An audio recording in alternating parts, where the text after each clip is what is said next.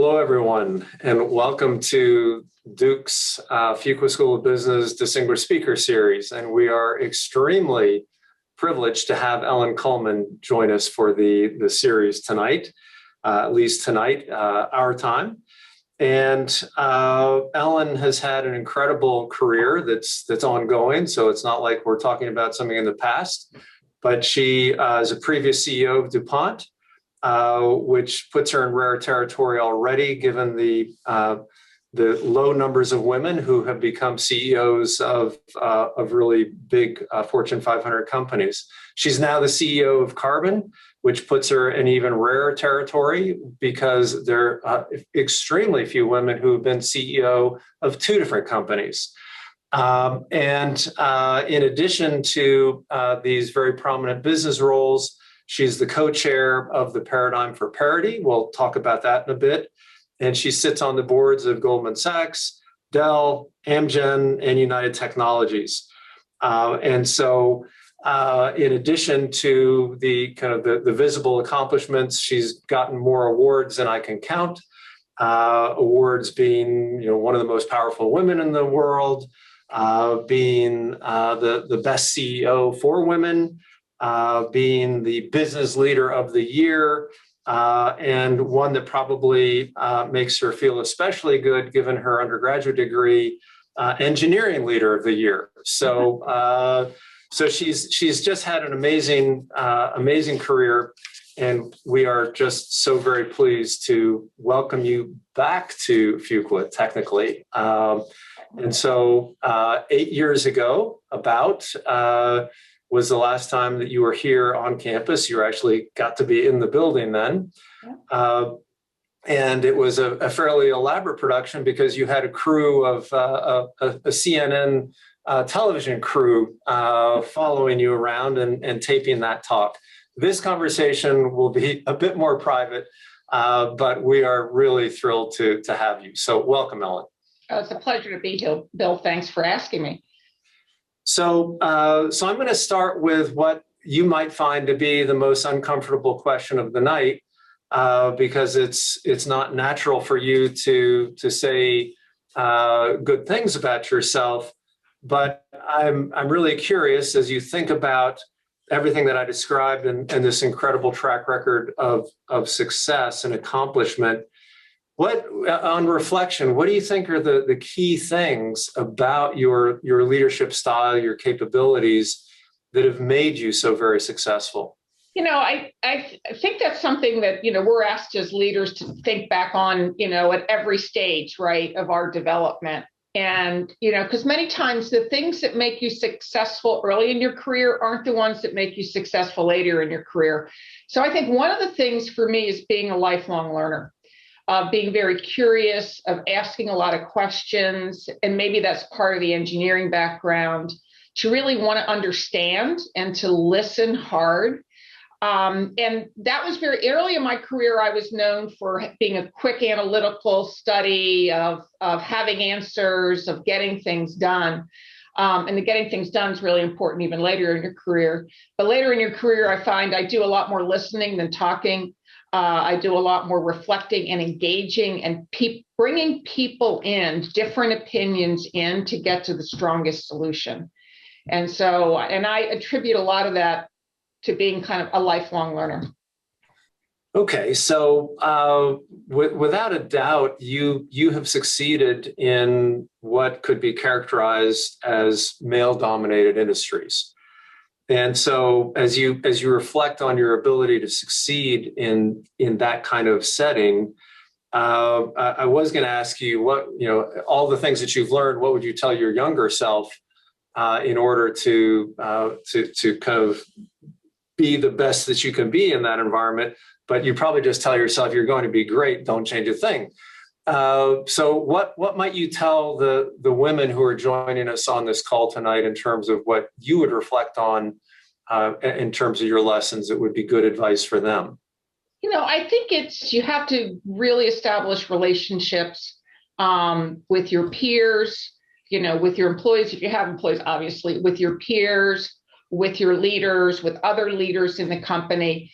And it's because of those relationships that you learn about things, you learn how work gets done in the company, you can help people get to know you, they get to know what your skills are and things like that. So it's making sure you invest the time in those. And, when I was younger, I have 3 children. I had 3 kids under the age of 4 when the twins showed up. And so, that was a hard trade-off back then. Right. But I found ways to do it. I found ways to, with my husband, who was also working for DuPont at the time, kind of trading off. But it was really investing in those relationships and establishing myself as a real peer, not thinking of myself as being different because I was the only woman in the room most of the time earlier in my career. But that investment really did pay dividends. So you mentioned the work-life balance and having a family. And one of the things that I've heard you say before is it's just not something you can achieve in the moment. You have to look over time. So there is no balance in life. Something's always crazy. Either home's crazy or work's crazy. And what you need to do is just figure it out. And I've always been very straightforward with the jobs that I've had that, look, I've got a couple of sick kids, I got to go, but I'll get the work done later or whatever. I think that you can't schedule, right? Balance. You have to kind of work at it constantly. So kind of interesting fact is that you were born in Wilmington, Delaware. Mm-hmm. And in a place like Wilmington, Delaware, DuPont is a pretty big deal. And so how old were you when you decided, I want to be CEO of that company someday? I think 40. I was, and I think that's because my parents didn't work at DuPont. They were the kids whose parents had the white pocket protectors, right, when they picked them up at school. I really didn't know the power of DuPont. I knew it was a big company. I knew it was important to the state. But until I got to engineering school, I really didn't understand the power of DuPont and the power of the materials and the research and development that they did. And I learned a lot about it from that standpoint. And then I was both at Westinghouse and GE, who are users of a lot of DuPont materials. And so I got to know it there. But, I'm not sure when I went to DuPont that my goal was to lead a business. I really love the challenge of leading a business, manufacturing, marketing, research and development, all of the functions, and being that integrator. And that was my goal. I was the youngest and first woman to do that for the company. And I don't think I really turned my eyes on the possibility of the top job till later. Yeah. Okay. So I want to come back to this question of gender and your very open desire for us to achieve gender parity. And so a couple questions here. One is, I asked you what you would tell the women who are joining us tonight, but I'm curious, what would you tell the men who are joining us in terms of how they can help achieve this goal of gender parity? And also, why is it in their best interest that they help us achieve this goal? So at the end of the day, business is about competition. It's about winning in the marketplace. It's about he who is first and has the best ideas wins, or he or she, right? And so and I hear a lot of people say, we have a meritocracy. But at the end of the day, if everybody in your organization looks white male, it's probably not a meritocracy, because the interesting thing is that creativity and innovation is not just in one section of the population. Women are graduating from college at the same rate as men. We're entering the workforce at the same rate as men. But with every successive rung up that ladder, it's less and less women are there. And I believe a lot of it is unconscious bias. It's comfort. You tend to hire and want to work with people you're comfortable with. And so there's an unconscious bias there that we have to realize is there. We've got to do things about, and we've got to understand how to how to work it through and out of the system.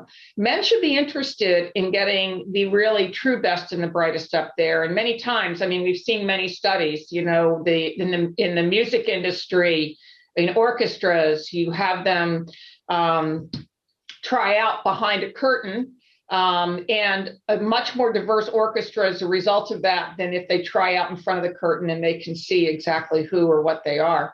And so I do think time and time again, we see we're blind resumes where this really has a different outcome in who we pick for the job than if it's really apparent exactly what that person is. And I think all of us are, in business, want to have our company succeed, want to really grow and continue to invest and innovate.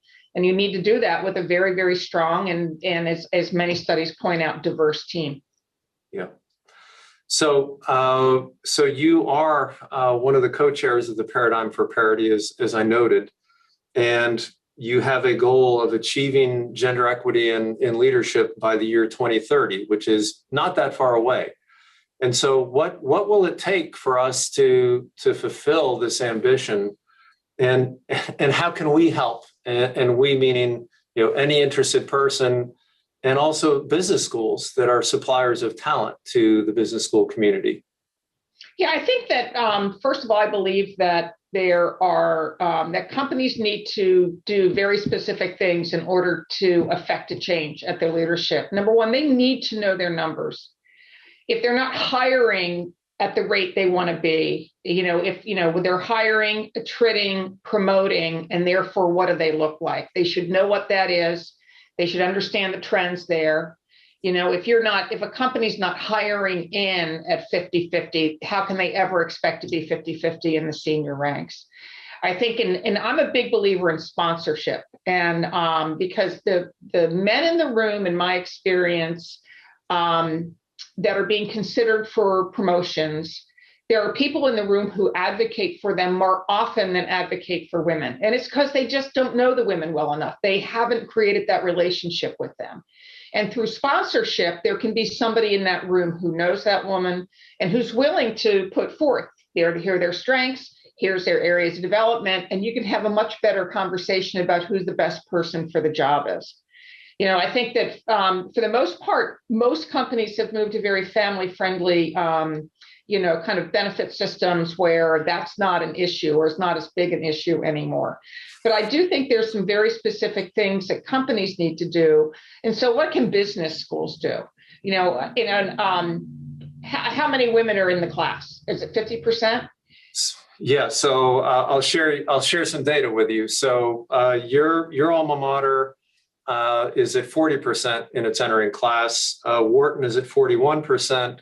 Harvard is at 43%, which is a record for them. And Duke is at 46%. Yeah. So we're getting closer.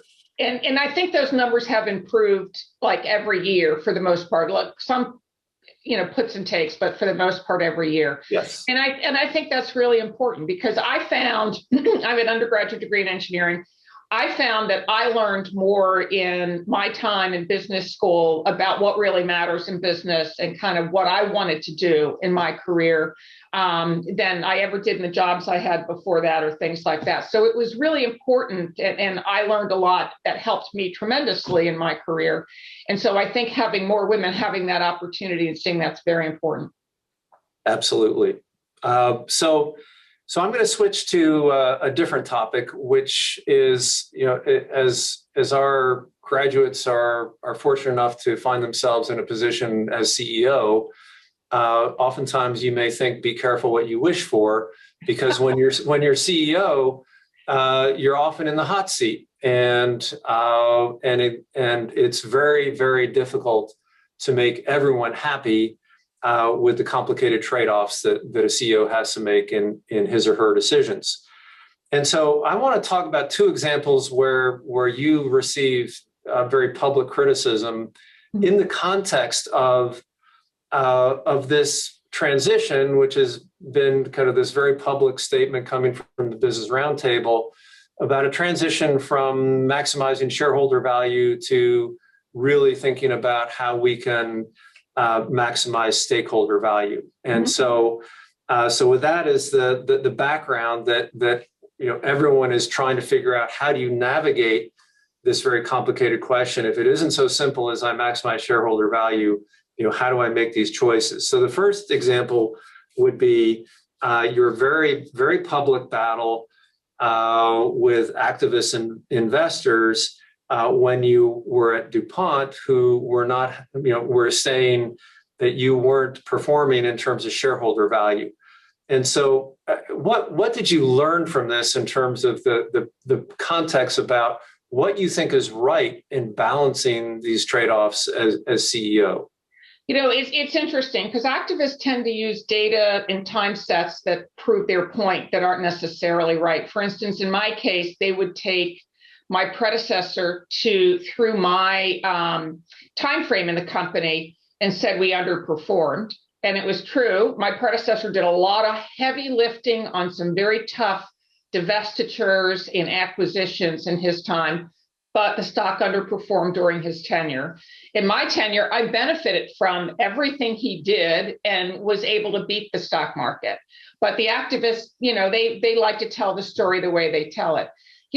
Activism is there, and it's not always bad because there is truth in what they say at times. And you have to know your company better than they do. You have to know its warts, its strengths, because if there's an opportunity for them to come, they will come.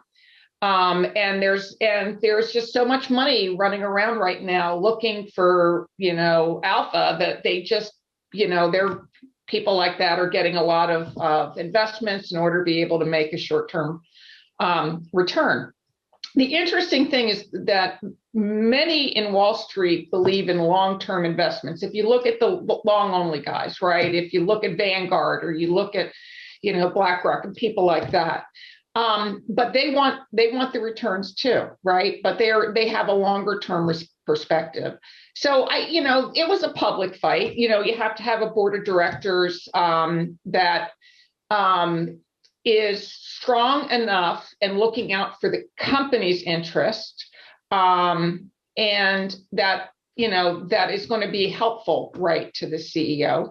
But that's just one of many things that happen that you just have to be able to deal with and understand. The hardest part was that we ended up taking it to a proxy contest, which was not pretty, but we won. And not sure I would have done that again. I can tell you that much, but I learned a lot through that experience. Yeah. So, a second area where DuPont certainly has had critics is in the area of environmental stewardship. And so, how do you respond to critics in this space in terms of explaining the choices that you made around the kinds of trade-offs that are involved in running a company like DuPont? So let me give you a little bit of background first. The 3 CEOs before me was a guy by the name of Ed Willard. And Ed was hit very hard by Greenpeace and many others who were critical of our air and water emissions. Saw stuff that was very public, right, through the EPA.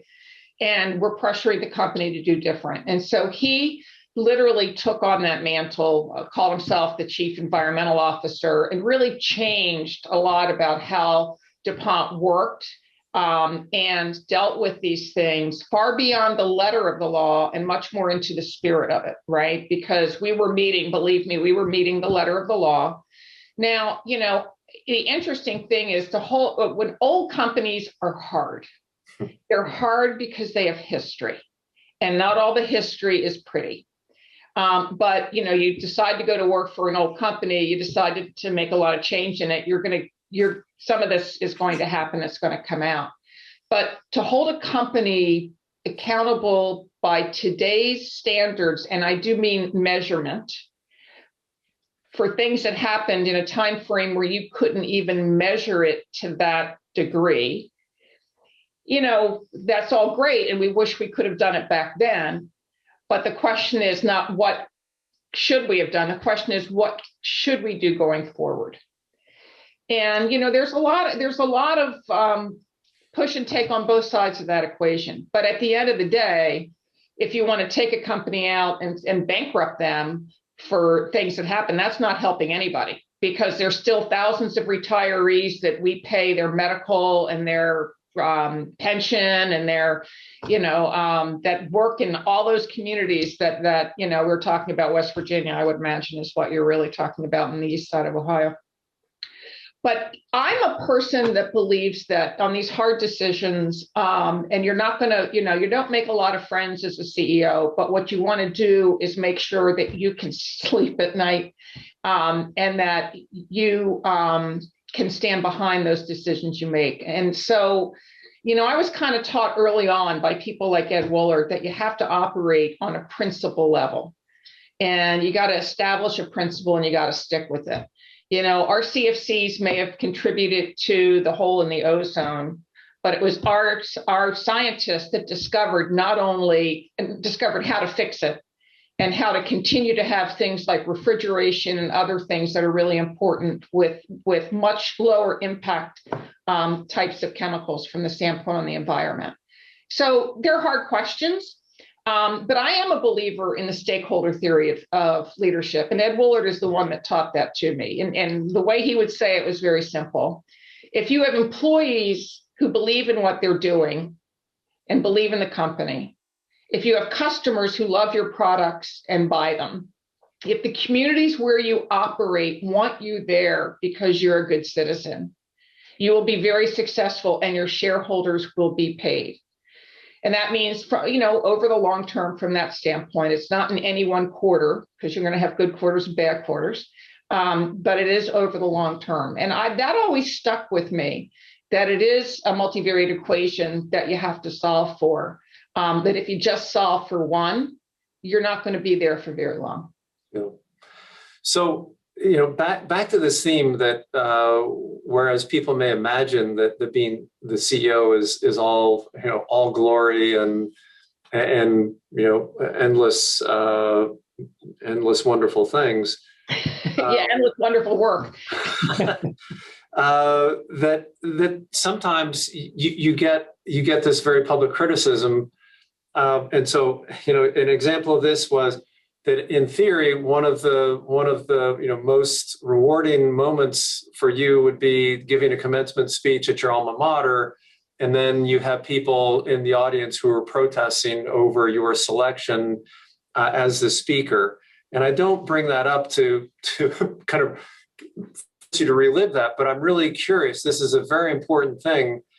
How do you handle criticism in a way that it doesn't just derail you from your ability to do your job effectively? So there are always going to be critics, and I'm one that listens to them. I don't necessarily read all the papers because they don't always get it right, but you go to the source, right? And the question is, what's to what end? What's their purpose? Are they really trying to make things better, or are they just trying to get the light to shine on them for 10 minutes? And you run into all different sorts of those. And so I think you have to understand it. I don't think you have to take it to heart. I think you have to understand it. And I think you have to question yourself about whether you should do something differently or how you should respond. Not all of it requires a response. Certainly, I thought it was interesting that they stood up and turned their backs to me, a small group of people at the Tufts commencement a couple of years ago.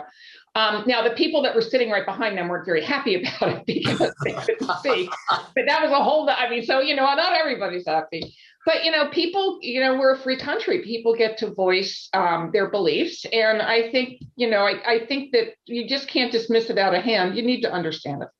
Okay. So let me switch from DuPont to carbon. And so you went from being the CEO of a traditional industrial company with a long heritage to being the CEO of a high-tech kind of early stage, not a startup, but early stage company. And so the first question is, what got you to get back in the game? You had been on the board of Carbon, and you could have just continued to be on the board and let someone else worry about running the company, but you chose to jump back in. How come? When I left DuPont, I mean, one of the questions you ask yourself when you leave is, am I done? Right. And I thought I was done. And I certainly was done with big public companies. I can tell you that one is if you see me running something big public company in the future, please have my head examined. But I was, on some boards. Alan Mulally of Ford and Boeing fame called me and wanted me to go out and see Carbon. I went out to California. I'm a big believer in manufacturing, and I'm a big believer that the hollowing of the middle class of the United States largely occurred because manufacturing left for economic reasons into Asia, and it happened to DuPont. I think, DuPont really fought to keep nylon and things like that in the United States through automation and investment, and you couldn't get the economics anywhere close to China or Korea back in those days. And so that's a problem for our country. It's a problem for the more developed world. And so what I saw at Carbon was technology that had an opportunity to be at a scale at a cost that was relevant in manufacturing. 3D printing's been around for 40 years. It's been first a toy, then a prototyping tool. And so the question is, why hasn't it moved into mainstream manufacturing? And that's because of scale and cost. And so I really felt from a polymer standpoint that this had the opportunity to do that. So I was really happy to go on their board. But if you fast forward 3 years, the founder, Joe DeSimone, who actually invented it right close to you guys, he was at UNC at the time. He was at the end of his, he said, I can't, do this anymore, from the standpoint of the growth of the company. How do you scale? How do you get cost? How do you get margin positive and earnings positive? And he established great technology, great proof points with Adidas. The 4D midsole is printed on Carbon printers. And so we decided to switch jobs. And because I love competition. I love business. It's small, it's private. So not all the same issues a public company, much more fun. And it'd be an adventure. And so I looked at it as an adventure. Maybe I was bored, but it's been, and then 2 months after I get there, COVID hits. But it's a lot of fun. It's different. Some of the issues are the ones I've dealt with. I mean, my people look at me and they say, does nothing ruffle you? I mean, you just are always so calm. And I'm like, believe me, after what I've been through, this is nothing, but it's a great team and it's a lot of fun. And I really think we have an opportunity to make a real difference in the manufacturing area and the relevance of places in the United States in that. Yeah. So I think you had a sense of where I might go next, which is, as you think about your previous experiences in these big industrial companies, and then you move into this high tech space, what kinds of capabilities translate, or they're just as meaningful in that space? And then what are the things that have been the biggest adjustments you've had to make in this kind of environment? Yeah. So the interesting thing is, all the things that I knew growing up, running businesses, and running a business, not running a company, but running a business, were all applicable. They were just bringing up a lot of these things. I had done a lot of this before. I was able to give them some direction, give them ideas, connect them into others, companies, learn from others, right, about how we should be thinking about this. And that was the easy part. The hard part was they weren't, from an organizational standpoint, organizational behavior standpoint, they were still focused, as many startups start out as like 4-year-old soccer. And like they all run to the ball. And I'm just amazed at how much progress they've made all running to the ball. And so I'm asking them to play their positions. And that's really hard because they all want to help and they all are excited. And I'm asking them to get more more sophisticated, I'll use that word, in terms of how they run those, right? How product interacts with engineering and sales and things like that. And many founder-led companies are based, in when they're based on a technology, it's the technology forward until you get to a certain point, and then you've got to really get the market back in. Right, we've been successful in some consumer applications, industrial applications, and dental and some medical, but to scale, that product market fit has to be nailed. You got to nail it, and you got to be able to move from there. And that's really different when you have people running around saying, "I've been so successful getting to this point, doing it technology forward. Why do I need to listen to the customers?" And and then and then you send them out initially, and now that's all on Zoom, and they're like, "Wow, what I learned!" And so setting that kind of stuff up and changing that around to a more market, technology is really important, innovation is really important, but only if it meets that market need, right, where you can really get the benefit of it. So that's a little more challenging. Okay. So you might have to help us, or at least me, with better understanding 3D printing. I have this mental model that you program in something, you get some liquid resin, you pour it through a funnel, you hit a start button, and then out pops a product. Have I captured it pretty much everything there? Well, except for the fact that there's the resin sits in a basin. There's a piece of glass. UV light. It's a cured material. It's actually, we have a dual cured material. So light's the first cure. Light hits it in a pattern that's driven off of the file, and you pull the part out of the liquid. And then the second cure is it needs to be baked, right? And that's when you bake it is when it holds its form.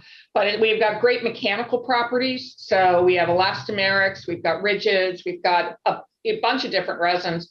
And not only do we hit the form factor, meaning that we can get the form right, but we can hit the mechanical properties, which is what's unique about our technology versus others. Yeah, I was going to ask, how do you differentiate in this space? It is through, so that's interesting because we have customers or a lot of production networks. So injection molders, moved into 3D printing. And they'll not only have ours, but they'll have HPs or 3D systems. And so you sit down and have that conversation with them and you learn a lot. Because there's some applications, they say, if it's strictly just a prototype, HP might be easier for me to use. If I know I'm going to volume, I'll bring it up on yours. And so that's where, for us, it's really important to engage this transition from 3D printing as a prototyping tool into the manufacturing environment. And so we just brought up a site with a production partner in Taiwan. We have one in China.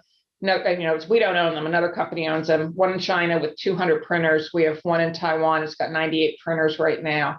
They're producing the Adidas midsoles. And we're trying to figure out what are workflows, all of that kind of stuff on bringing up much larger production assets. And the same time working the other side of it, which is that design file. How do you design for this technology as opposed to trying to convert a file into that? So are there, is there going to be a new class of jobs of people who have this kind of skill to design from that basis? Well, I think we've put out tools and we're working with other companies to put out tools so the present design community can add that to their repertoire of skills. But certainly we're getting it into universities and engineering schools and the like in order to be able to teach the young people that are going through school right now. I think it's what I like about it is that it does take a technician to run these printers. And so you don't need a college degree, you need mechanical skills, you need some computer skills. You need to be a disciplined person. So usually ex-military veterans play very well in these roles, and they're good paying jobs. And I think a lot of what we need in the United States is good paying non-college degree jobs that can really help people find secure futures. Yeah, so you mentioned that what drew you to the space was this potential to rebuild manufacturing in this country in a way that would be cost competitive. So clearly, there's an opportunity to do things at a lower cost and from some of what you've said, higher quality in terms of what you can create. And so, what are you most excited about in terms of really realizing this vision, and how far away are we from the time when we truly can rebuild manufacturing with 3D printers as the engine here?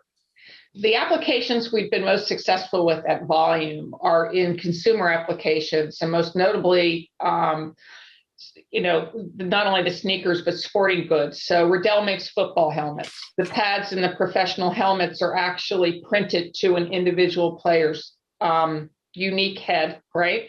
And not only does it perform the function of fit, but it actually absorbs energy. It's a lattice that'll absorb energy in that application. Specialized, I think, is my favorite example. They're a bike company. They wanted a bike seat that was very unique and a lot more comfortable. Their product design to commercialization time averaged 2 years. We worked with them. Our application engineers actually did it with them. And we designed the part and produced the first 1,000. They launched it in 5 months. They asked for 1,000, which they sold out within 24 hours. And then they asked for 5,000, they asked for 10,000, right? And that's where we sit today. And so you think about it, historically, they would have to get tooling, they'd have to invest a lot up front. It would take them 2 years, and they'd have to produce 10,000 to get to break even, or 100,000 to get to break even. And with 3D technology, what you can do is have that break even be at a much lower number, and you can print on demand. So you don't have to have the working capital tied up. You can have your inventory in the cloud, as it were, and print them as they want them. So the upfront investment's a lot lower, and they're able to innovate faster. So it's the design, if we can print them very quickly, but that design time going from that 18 months to 2 years to 5 months is a critical component of it So we're looking at other areas that can benefit from that. Automotive is tough because, as you know, historically, they're a 4-year design cycle.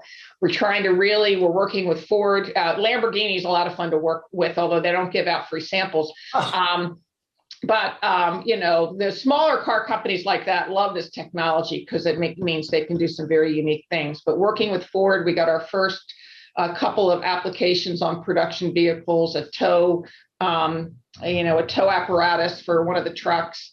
And we're looking to see, how can they shorten their times? And is that part of how we can help them be more successful going forward? Okay, so that's all very exciting. Let me turn to something that's far less exciting, which is COVID.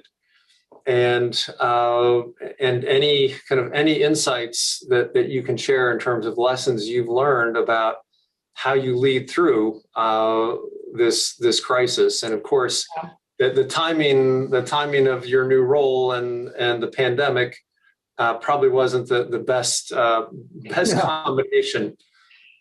It's interesting because back in the second week in March last year, we didn't know, were we going to be able to get in a plane and go anywhere? So basically, when California shut down, we had to shut down our facility. I got on the red eye and flew back to our home in Delaware, and I started working from here. And the first thing we did, all our dental labs, a lot of our customers were shutting down. And, we got a team together and we started brainstorming our ideas on if this technology is really relevant, right, for quick pivots, what could we do right now? And the first thing that came up was face shields. It's, a simple plastic part, have a band around the back. You can cut PET very quickly for it. And within like 3 days, we held a webinar. We had 300 of our customers on that webinar and showed them how to make a face shield, gave them the files, open sourced the files. So if they didn't even have one of our printers, if they had another printer, they could use it because PPE was in such short supply. And so, face shields, there's not an FDA 510, K issue or anything like that. The second thing we turned to was nasal swabs because they were in very short supply. So we worked with a partner, Resolution Medical. We had a dental grade resin that would work. Within 3 weeks, we had iterated designs and been in clinicals at Stanford and Beth Israel, Deaconess in Boston. And they've sold over 1 million of these swabs during that period just to fill in institutions that were short on those swabs. So it really helped the organization kind of have something they could do to help because all we wanted to do was help. One of the biggest things I learned in the global financial crisis, which is when I started my job as CEO of DuPont, was like Lehman weekend, right? So in the global financial crisis. One of the things I learned is that you need to help the organization focus on what they can control. And what can they control? What we're investing in, what we're doing with our time, our working capital, what we do with that. Just these decisions, all these decisions, but focus on what we can control. And cash was a big focus on what we can control. And not only in the global financial crisis were we really good at securing our cash and making sure we could pay our dividends and things and people, which was really important for DuPont.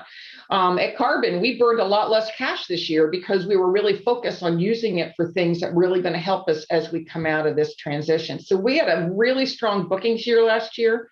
We made most of our numbers, which I am really proud of the team for doing because it was really hard to do in the environment.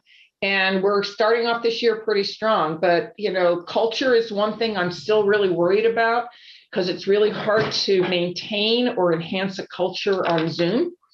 And so we're constantly talking. I'm constantly talking to my peers and others to learn to see what else we could be doing to really not lose ground on our culture, but maybe even become out of it stronger. So I want to read a quote. When Business Insider named you the list of top CEOs, they provided a quote from one of your employees about you, which is as follows: "I admire Ellen's air of transparency and her fearless approach to hard questions with honesty. I like the strong moral stance that leadership, especially Ellen, has shown in these particularly difficult times." So can you kind of help us understand this philosophy that, according to this employee, that you have, that especially in difficult times, there's a need for honesty and transparency? And I think that some people are often reluctant to be honest in difficult times because it's not nice always to be honest. So can you help us understand the way you think about this? Well, so the question is, what do you know and what do you think, right? So what do you know? What are the facts? And then what is judgment based on that and what you think and what we should do going forward? So I'm a big believer that people want to do the right thing, and people want the company to not only survive but win. And if they don't know what to do to help, it's wasted talent. And so it doesn't mean everybody gets to know everything, but it means that you share the key points, right? And then people ask me directly, are we going to lay off people? I said, I don't know. I don't know how long it's going to last, but I'll tell you right now, we're going to pay all of our employees. We had employees, most of our employees could work from home. Hardware engineers, a lot of the technicians obviously can't, but they were critical to coming back quick. So we were going to pay them, right, and to sit at home because I wanted them back when it opened back up again. And I was transparent about that. And, this isn't benevolence. It would take me a lot of time and effort to replace them if things turned on, you know what I mean? And actually they did, we were able to get some people back into the labs and into the within 2 months, 2.5 months of when this started. But I think people, and I think the other thing, it's okay to say, I don't know. when they say, when are we going to be in the office? I don't know. I'm hopeful maybe it'll be July, but I don't know. Are you going to mandate vaccines coming back? I don't know. Because there's a lot of legal ramifications. I'm sure every state's going to have their opinion on that. But what we want to do is keep everybody safe, and get the work done we need to get done, kind of thing. So I do believe that people, whether they like what you say or not, they're going to have more respect for you if you're honest with them than if you're not. Okay, so just a couple more questions as we're running out of time here. But one question is, this opportunity to talk to our students, which they so greatly value. What any particular message you would give to them so that they'll be ready at the front end of their careers to have the kind of success that they aspire to achieve? I was very lucky early in my career. I had a lot of different experiences, which showed me what I liked to do, what I loved to do, and what I really just wasn't interested in doing. And so that was really helpful to me in terms of carving out and helping my bosses learn what it was I wanted to do. I kind of felt I owned my career. I think your students today feel more that way than maybe students in my generation did. And so I was always one that said, what do I need to get to that next layer? If I want to run a business, what are the skills I need? What experiences do I need to have? How do I get them? And sometimes they're uncomfortable conversations because maybe they say, look, you're just too green. You need runtime. And what does runtime mean, right? But I think you have to be the master of your own future. I think that you hold it in your hands to make. The only people that can make decisions about you are you, right? And yeah, you've got family considerations. You get a lot of things that we all need to deal with. The other thing is, I'm much more effective when I'm me and not trying to be a CEO or trying to be, somebody I'm not. And earlier in my career, a lot of bosses tried to make me in a different image. I had sharp elbows earlier, and you can't have sharp elbows all through your career. Yeah, it's okay starting out maybe. But they tried to soften them or sand them their way, and I had to learn how to do it my way, right? And the best advice I had when I was taking over the leadership at DuPont was my predecessor. And what he said is, if you just be you, you'll do great. And I think that's a hard thing to learn early in your career because we're always second guessing ourselves and always saying, how could I have done that better? And I think that's positive. We always have to learn, right? But I think you got to be true to yourself, because at the end of the day, it is about not only contributing and feeling fulfilled in terms of what you're doing, but it's also doing it in a way that you can look at and say, yep, I'm might not have all done it all right, but I'm very proud of where what I stood up for, what I did, and the like. So just be yourself, and really be the master of your own future. Okay, so I want to bring this full circle, which is to bring you back to the last time you spoke to our community, and you said something then that was extremely memorable, and so I will read it back to you.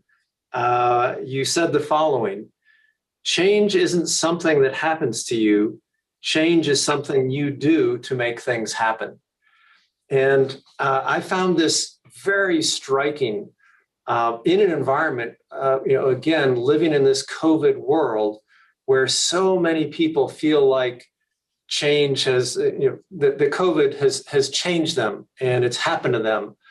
And so my hope was that given that really profound statement that you made, can you leave us on a note of optimism in terms of making things happen? Yes, this is a tough time, but can we make things happen in terms of positive change? It's interesting because if you're not an optimist, like, don't be a CEO, because if you're not an optimist, the job will kill you, right? So that's number one. So you need to have a somewhat optimistic attitude. So what I learned early in my career was that you're dealt a hand of cards in any job you get. And the question is not what you do with those cards, just playing those cards. The question is, what do you do with the hand? What do you toss out? What do you add to it? And most people view their roles as just, how do I optimize what that hand is I've been dealt? And I think that's it happening to you. I was handed these cards, right? What you do is, no, I'm handed these cards, and boy, this piece is bad, and we're going to get rid of it, and this piece we're going to invest in. And you've got to proactively make change so that you're going to where you want to go. And it's funny, because I talk to a lot of my younger employees about this, and they kind of stare at me and they say, you won't let me. And I said, well, first of all, you've never asked, right? So if there are elements of what we do that you think aren't adding value, let's talk about them. Absolutely. And how do we do that? But you don't need permission to do that. I've always operated from a ask for forgiveness, not permission kind of attitude. And so, because if you ask for permission, chances are they're going to say no, right? But if you do it, it turns out well, chances are you're going to get recognized for it. And if it doesn't turn out well, learn from it. But that is really actually being very proactive about where it is you're going, what you're playing. You be the person that really helps the team get there. So, Ellen, in the Fuqua community, we have this accolade, which is our highest accolade of leadership, leader of consequence. And so I thank you so much on behalf of the entire community for role modeling for us what it means to be a leader of consequence. You ducked no question. You gave candid responses to anything that I threw your way. And it's so incredibly helpful for our community to hear from you and benefit from your wisdom. So many, many thanks for joining us and for being the kind of leader that you are. Thank you, Bill. I just wish that we were all there together in a big room, and because that's where a lot of the energy comes from, right? And but I really appreciate you taking the time, and just really enjoyed our engagement. So thank you. Thank you. And thank you to all who have joined us. Everyone, please be well.